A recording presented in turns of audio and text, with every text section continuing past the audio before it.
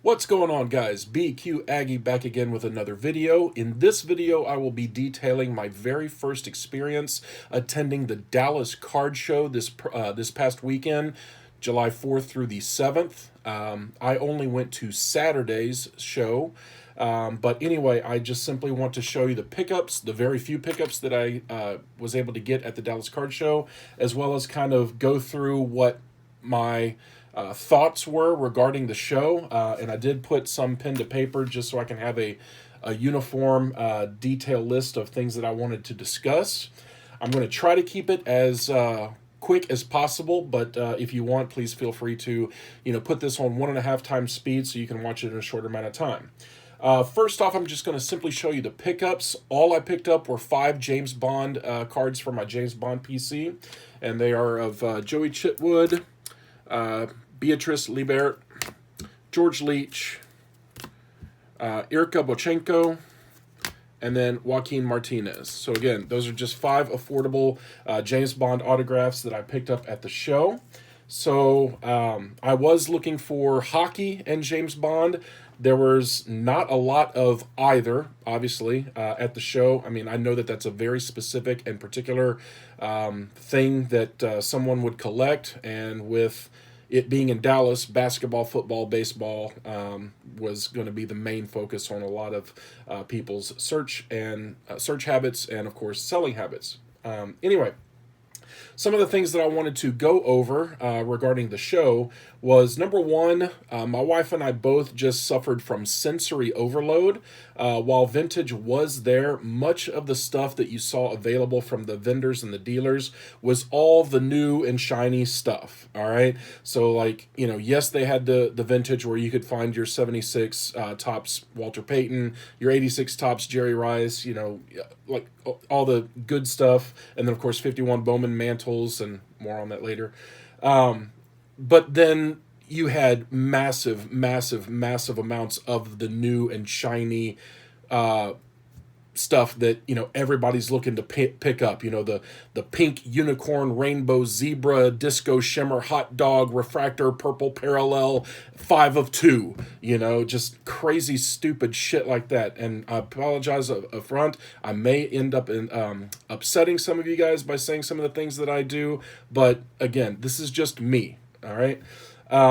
Some of the other things regarding all that sensory overload is that it was a massive, massive show, but it was also in confined spaces. All right. There was not a lot of room to maneuver and walk about like you would experience at like a TriStar show or a National or something like that. And while it was confined spaces in a large ballroom or convention center area of the hotel, they also had like 5 or 6 satellite rooms where there was a few tables here and then a few tables here and then here, and then you would walk around the lobby or the lobby area to get to another part that had a few tables. So I really, really did not look at everything, simply because 3 hours into it, I know that's not a lot of time, but I'm old. I'm kind of like, get off my lawn type of a guy. That's just the way I am. But I had sensory overload after 3 hours. Number two, there was very little hockey there, and obviously very little James Bond, but the hockey that was there was pretty big. It was really good stuff with hockey. We're talking, Hasek autograph patches out of 25, Mario Lemieux, the Cup scripted sticks. I saw a bunch of Crosby autograph patches, of course, the usual suspects of McDavid and Gretzky and stuff like that. But not a lot of, like Madonna stuff or Sagan stuff, or the stuff that you would think to be local, like Dallas Stars stuff, or even the smaller second tier type hockey things like Young Guns of, I don't know, Brock Besser or Jack Hughes, things like that. You just really didn't see a lot of that. Everything was the biggest and the baddest, your McDavids and blah blah blah. So that was kind of a bummer. Number three, of the non-sports that I did see, it was mainly dominated by Pokemon and Game of Thrones. All right, aside from the 5 cards that I showed you previous of the James Bond cards that I did get, there were only 2 other James Bond cards, like specific James Bond cards that I saw. One was an Upper Deck dual autograph of Katarina Monroe and Jeffrey Wright from the movie Casino Royale, and the other one was an $800 Rittenhouse full bleed autograph of Holly Berry. While those were kind of neat to see, I didn't need them. And again, it was dominated by Pokemon and Game of Thrones, which, okay, I guess I get it. James Bond, it's an England thing, UK thing, and it's a very specific thing that I guess not a lot of people collect here. All right, number 4, it was all about sales, sales, sales. I get it. You're at a card show. You want to move stuff, all right? But the stuff that I saw moving, like, I'm sorry, I'm a teacher. I collect on a budget. It looked like a lot of the things that you needed to buy were going to start at, $500 or more, a lot of 4- and 5-figure deals. And again, I know I sound like an old guy that says, get off my lawn, but going along with the sensory overload portion, you've got 9 and 10 and 11-year-olds carrying around their Zion cases, bumping into you with their Zion cases and making deals for, $5,000 to $10,000 cards. I mean, it blows my mind. All the power to you, if you're a 10-year-old kid, being able to make those and swing those kind of deals. But whenever I was 10 years old, I was happy to mow a lawn and go buy a pack of 1991 Topps Stadium Club or something, and maybe I just still have that collecting mentality, because in the end, it's all about collecting. It's not big dick swinging and the clout of, I made this $10,000 trade. Good on you if you can do it. Myself, I can't, but I'm not pissing and moaning that I can't. Yes, I do have some pretty big, massive cards, but I'm not flaunting them, and I'm sure as, heck, not saying that, I need to move them for the bigger and better, But again, collect how you want. I'm just simply saying what I see, and it irks me. I know I sound, like a broken record, get off my lawn, but it irks me, all right? Feel free to rip me to shreds in the comments or what have you. But I just simply feel that these are not collectors. These are the flip bros and the flip vesters. And, it's not about the card. They're not collecting the card. They're collecting the dollar signs that are associated with it. And that's a dangerous, dangerous slope to be sliding on. Just my opinion. Number 5 was my big thing. This was the most disappointing thing that I experienced at the Dallas Card Show. Again, me personally, that I experienced. Of the 5 to 6 tables that I saw that actually had good hockey, or much less hockey of anything, no one was trading, all right? Like, they didn't even entertain the thought of even wanting to look through my stuff. And again, I don't have a Zion case. All I did was I brought a typical, brown cardboard box that had a few cards, and it's not like I had crap stuff, all right? Like, I brought stuff like this to trade, a Gretzky autograph out of 25, some good, decent rookies, young guns of MVPs and superstars of the league. Okay, maybe it gets a little bit weak there at the end, but it's not like it's garbage stuff. I actually was looking for stuff to trade, and they wouldn't even entertain the notion of trading anything, which I thought was disappointing, because I still have the mentality of, these are trading cards, are they not? So that was heavily, heavily disappointing. The one table that was willing to trade, he looked through my stuff, and the very first thing he saw was this Gretzky autograph out of 25. He asked me what I was looking for it as far as a price, and I was like, I've seen them go anywhere between $500 to $600, just like anybody else. I would look to get at top dollar first, so $600, and then work my way down there. He ended up finding one as a comp again, as a comp that ended up selling as a PSA 6. A PSA 6 of that exact card sold for $508. And he was like, well, yeah, yours is a little bit better condition, but this is the only thing I have to go on.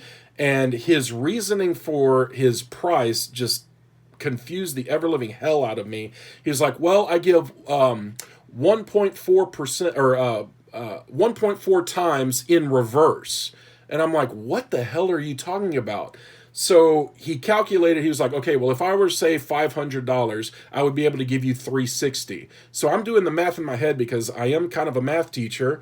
And it ended up being 60%. And I'm sitting here thinking to myself, okay, 1.4 times in reverse, just say that you're giving 60% of value. And I was like, I really can't do that. You know, I appreciate your time that you at least looked at my stuff, but I'm going to have to pass. And at that point, I was just so kind of, overwhelmed, disappointed. I just simply looked at Sabrina. I'm like, you know what? I might be leaving some meat on the bone, but I've had all as much as I can see. I got a few things from my PC. No one wants to trade. Let's go ahead and go. Because I certainly wasn't going to stick around for trade night.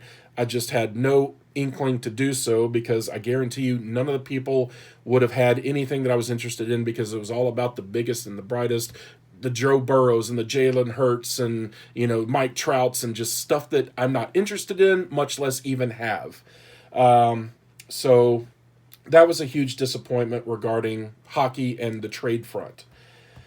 The last but not least, I'm sure everybody has heard about it now. There was a massive, massive theft on Sunday, I believe it was, the closing down day of the Dallas Card Show. Almost $2 million worth of inventory was stolen from a particular table. And it dealt with 51 Bowman mantles, 52 Topps mantles, Jackie Robinson rookie card or something or other. A lot of heavy vintage. And I went on Twitter because I know the hobby is big on Twitter, so I was wanting to see like what people were discussing regarding it or what people were saying. And a lot of people were simply saying that the Dallas Card Show is attracting some of the worst clientele, shall I say, or it's become a haven, a much less a breeding ground for shady clientele. Scammers are running rampant, and I'm guessing that is one of the reasons why it's affecting people not wanting to trade. Everything is about selling because cash is king. So I can understand from that point if you're attracting, shady clientele or if there's just scammers running rampant or even outright thieves. And it really is disappointing because this is, that cliche of this is why we can't have nice things. All we want is a place to come together, a community to be able to trade or to sell or to, make deals and communicate and camaraderie and all that other good stuff. And you've got these bad apples that are ruining it for everybody. Unfortunately, these are not thieves that are stealing, a random Michael Jordan card or, what have you. It's like this is massive, massive theft. And it's not the first time, unfortunately, that something like this has happened. So that is really disappointing that this is happening in my state, a state that is known for its southern hospitality and things like that. And just, it's something that I don't want to be associated with. So those are a couple of things that I just simply wanted to discuss regarding like what I experienced or what my wife and I experienced during our very first Dallas Card Show.